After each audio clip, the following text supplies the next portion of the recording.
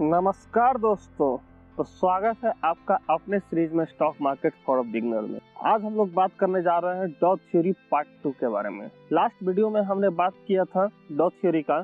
उसमें हमने ये बात की थी कि मार्केट जो है वो 3 ट्रेंड में मूव करती है। एक उसका प्राइमरी ट्रेंड होता है, प्राइमरी ट्रेंड के बीच में एक सेकेंडरी ट्रेंड होता है और सेकेंडरी ट्रेंड के बीच में एक टर्सरी ट्रेंड होता है।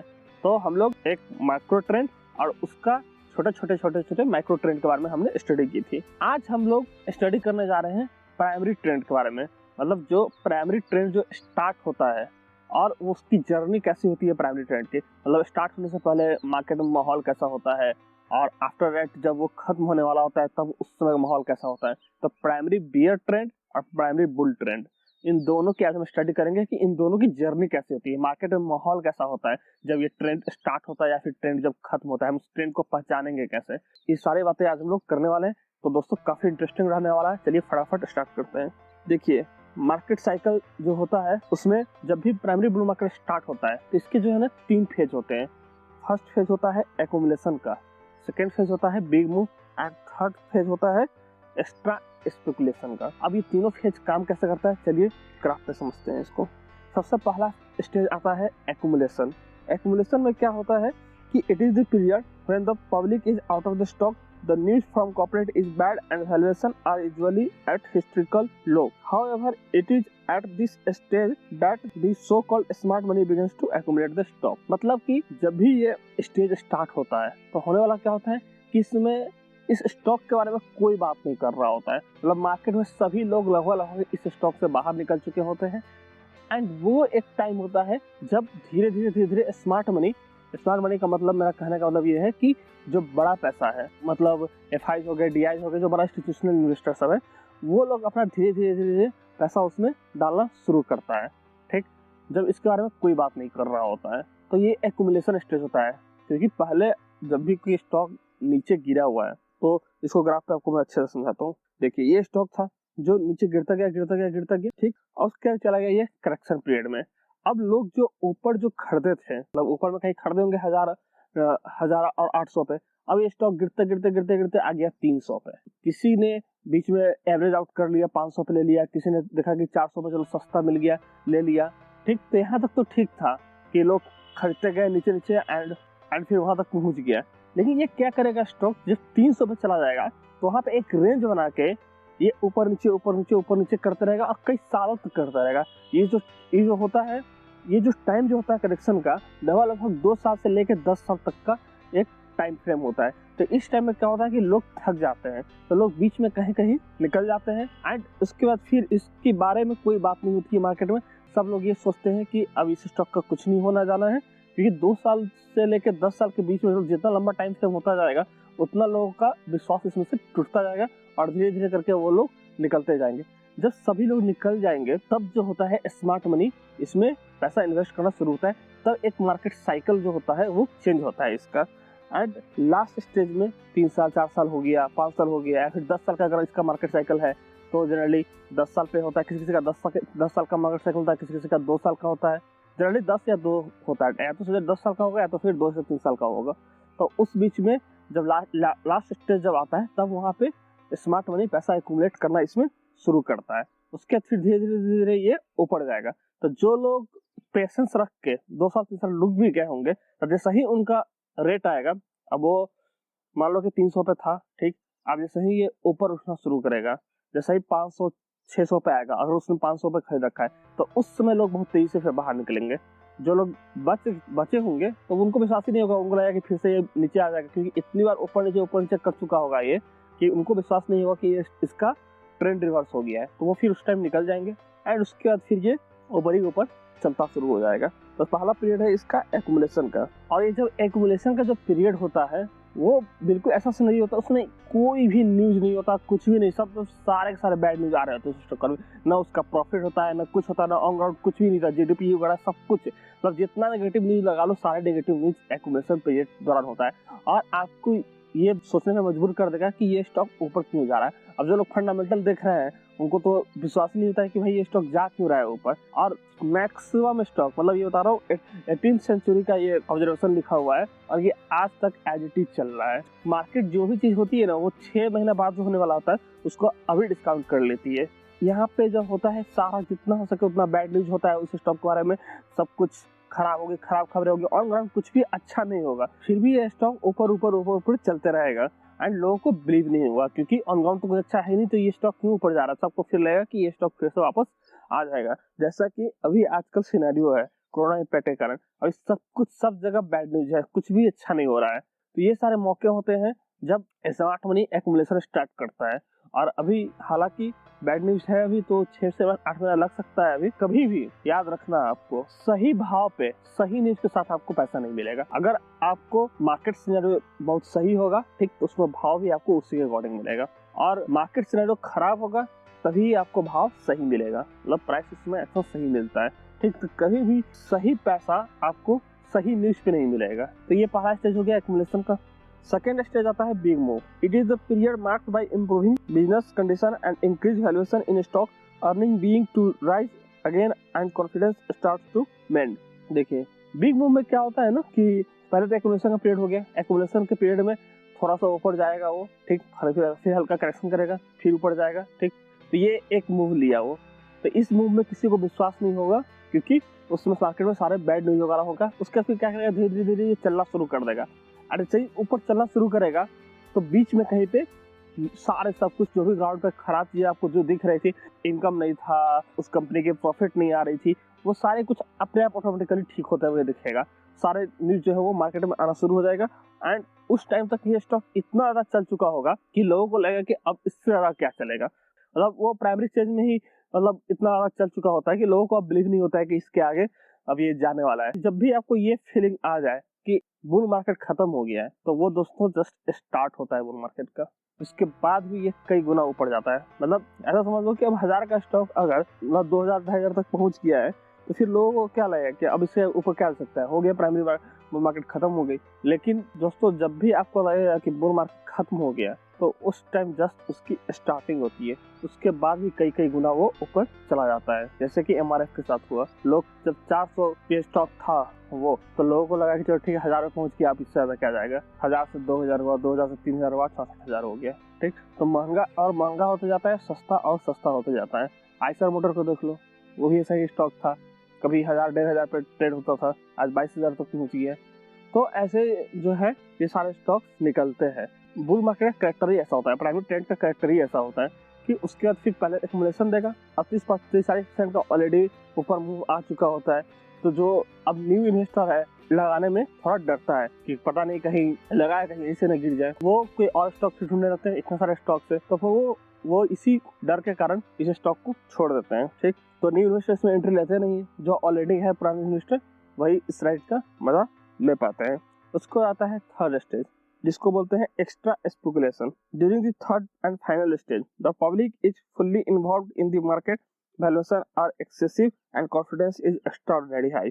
अब क्या होता है, जब सेकेंड मूव आ चुका होता है, मतलब एक बड़ा मूव आ चुका होता है, तब लोगों को धीरे धीरे बिलीव होना शुरू होता है कि ये स्टॉक तो कुछ ज्यादा ही मतलब अच्छा है, ये तो मतलब सोना की तरह है, इसको खरीदो, ये तो ऊपर ही जाना है कल। क्योंकि अब सालों से उसको देखते आ रहे हैं, ऐसा नहीं कि बुल ट्रेंड जो होता है कि मतलब कि बस स्टार्ट हुआ और खत्म हो गया, मतलब ये भी सालों का ट्रेंड होता है, 2 साल से लेकर 10 साल तक का ट्रेंड होता है। जब ये लास्ट स्टेज में आने वाला होगा, क्योंकि तब जो होता है लास्ट स्टेज में जब आता है तो चाल बहुत तेजी देता है, मतलब एक दिन में ये 500% 600% हर रोज जाएगा ऊपर। तब लोग हर रोज जब देख रहे हैं 500% 600% ऊपर जा रहा है, वो होता है ना कि जब दीपक की कहानी खत्म होने वाली होती है, एक बार जोर से जलता है, तो वही कहानी यहाँ पे भी है। होता है कि इसको मतलब स्टॉक लास्ट स्टेज में बहुत तेजी से ऊपर जाएगा, मतलब हर रोज 5% 10% एंड ऐसे ऐसे रिटर्न देते रहता है। तो फिर लोगों को लगता है कि यार ये तो स्टॉक बहुत ही अच्छा है, हर रोज भागा जा रहा है। तब फिर लोग उसमें एक्यूमुलेट होना शुरू करेंगे, मतलब लोगों को बुलाया जाता है यहाँ पे। स्मार्ट मनी जो है जो भी है, उनको पैसा तो डिस्ट्रीब्यूट करना है, अब जिसमें उनको फील हो जाता है कि अब इस स्टॉक में कुछ पैसा नहीं रह गया, अब ये स्टॉक की आगे आने वाले दिनों में इनकम नहीं आने वाली, प्रॉफिट नहीं आने वाली, तो उसे उन्हें डिस्ट्रीब्यूशन करना होता है। तो ये लास्ट जो होता है एक्स्ट्रा स्पेकुलेशन का होता है एंड इसमें डिस्ट्रीब्यूट किया जाता है माल को, तो डिस्ट्रीब्यूशन होता है इसमें। टॉपिंग आउट एरिया होता है। लोग जो है काफी आसानी से इसमें पैसा बना पाते हैं। मतलब हर रोज 5% से लेकर 10% तक का हर रोज मूव दे देता है। मार्केट खुला, ऊपर चलना शुरू हो गया, करेक्शन बहुत कम होता है एंड मूव बहुत तेज आता है इसमें। तो जब मूव बहुत तेज आता है तो लोग धीरे धीरे बातें करना शुरू करते हैं इस बारे में। मतलब जब स्टार्ट किए थे हम लोग, इस स्टॉक का कोई बात नहीं करना चाह रहा था, लेकिन जब अब एंड होने वाला होता है हर कोई बात करते रहेगा। मतलब आपको न्यूज में सब जगह ये स्टॉक के बारे में आपको दिख जाएगा। इवन तक कि आपको एक कैब ड्राइवर भी आपको सजेशन दे देगा कि ये स्टॉक ले लो, ये स्टॉक तो हीरा स्टॉक है, इसको ले लो तो लाइफ आपकी मस्त हो जाएगी। मतलब इससे अच्छा कोई स्टॉक है ही नहीं मार्केट में। तो जब इस टाइप की बातें होना शुरू हो गई, सब लोग इसके बारे में बात करने लगे, तो समझ लो कि बहुत जल्दी टॉप है हमारा।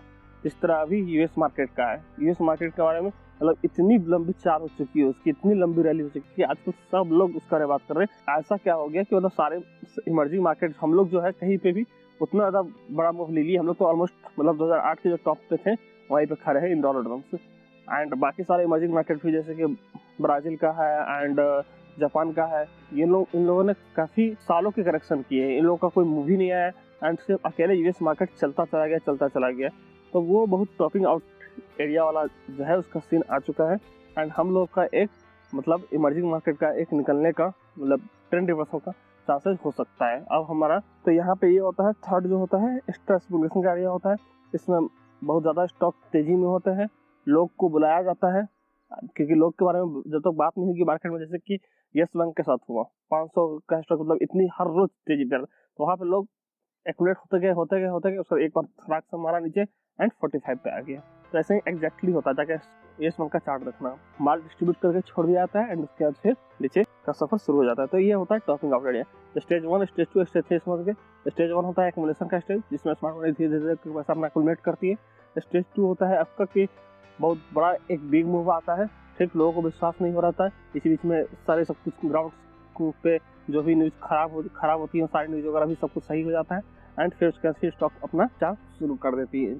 और स्टेज 3 में आपका एक्स्ट्रा स्पेकुलेशन आता है। एक्स्ट्रा स्पेकुलेशन मतलब ये होता है कि सो मतलब वो काफी तेजी से हर रोज ऊपर चलना शुरू हो जाएगा। मतलब जितना उसकी वैल्यूएशन नहीं होती है, हर कंपनी की एक वैल्यूएशन होती है, तो वो अपने वैल्यूएशन से काफी ज्यादा हाई पे होता है। जैसे कि अभी हिंदुस्तान यूनिलीवर लिमिटेड है, ठीक, एज फॉर एग्जाम्पल, तो अपने वैल्यूएशन से काफी ज्यादा ऊपर है। तो जब भी अपने रियल वैल्यू से जब बहुत ज्यादा ऊपर चला जाता है तो उसमें चांसेस होते हैं कि वो अब करेक्शन में जाएगा। अब हम लोग समझते हैं ये हो गया बुल मार्केट का कंप्लीशन हो गया। अब इसके बाद स्टार्ट होगा बियर मार्केट, ठीक। अब बियर मार्केट जब स्टार्ट हो रहा है तो उस समय का एनवायरनमेंट कैसा होता है। अब इसका जो बियर मार्केट जब स्टार्ट होगा तो पहला स्टेज आएगा डिस्ट्रीब्यूशन का, दूसरा स्टेज आएगा बिग मूव और तीसरा स्टेज आएगा डिसअपीयर, ठीक। एक एक करके समझते हैं। डिस्ट्रीब्यूशन में होता है कि as smart money begins to realize that business conditions are not quite good as once thought, they start to sell the stock. Promoters promote the stock. The public is still involved in the market and at this stage and become willing to buyers. तो public को अभी भी believe होता है कि ये stock ऊपर चलेगा।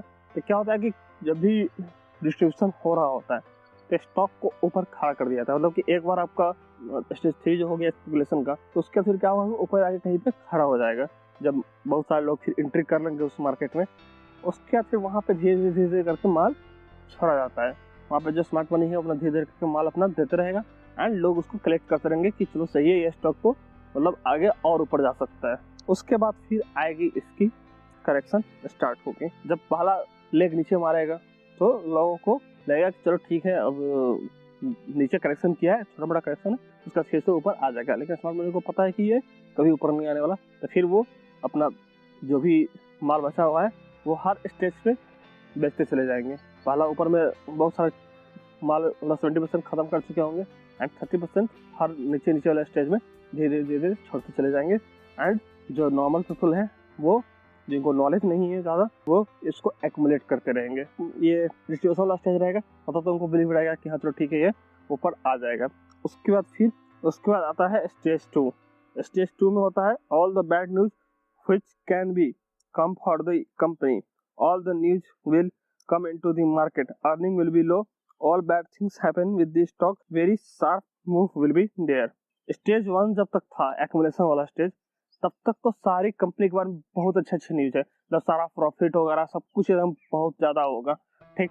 तो लोगों को लगेगा कि इसकी तो अर्निंग भी इतनी अच्छी है, इसकी प्रॉफिटेबिलिटी इतनी अच्छी है, इसका EPS बहुत अच्छा है, तो फिर ये स्टॉक ऊपर क्यों नहीं जाएगा।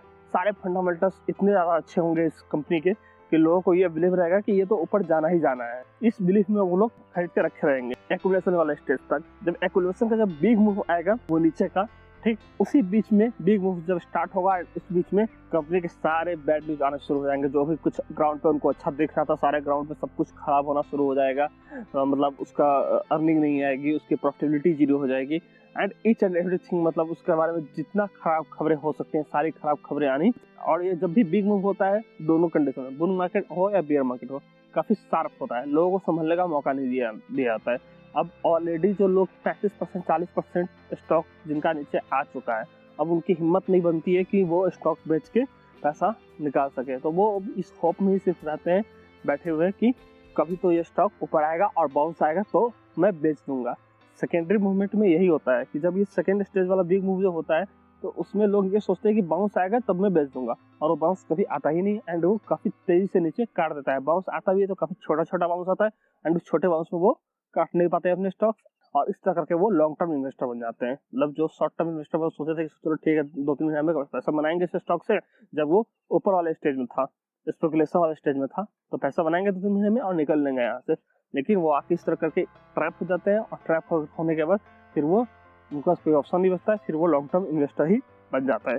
फिर ये धीरे धीरे करके ये नीचे आ जाएगा सेकंड मूव। उसके बाद आता है स्टेज 3। स्टेज 3 होता है disappear. In this phase there is absence of hope, all the devaluation of the stock occur and their cycle reverse, there is a rise of bull market at last stage of the trend. जहाँ से हम लोग बात किए थे start, वहीं पे फिर से पहुंच जाते हैं हम लोग। थर्ड स्टेज का होता है डिसअपियर। थर्ड स्टेज डिसअपियर का मतलब होता है कि एक लास्ट लेग मारेगा नीचे का बिग मूव आने के बाद, आफ्टर वहां पे जाके कहीं पे खड़ा हो जाएगा। मतलब प्राइस वाइज करेक्शन तो लोग फिर भी झेल लेते हैं, लेकिन टाइम वाइज करेक्शन झेलना बहुत ही मुश्किल का काम है, बहुत ही ज्यादा पेशेंस चाहिए होता है। तो जो लोग सोचे थे कि चलो ठीक है देखते हैं कितना करता है, 2-3 साल बाद तो सब कुछ ठीक हो ही जाएगा ना, लेकिन ऐसा होता नहीं है एग्जैक्टली। 1 साल में ही काफी ज्यादा मतलब हम लोग को फेड अप कर लेते हैं एंड उनका पेशेंस टूट जाता है।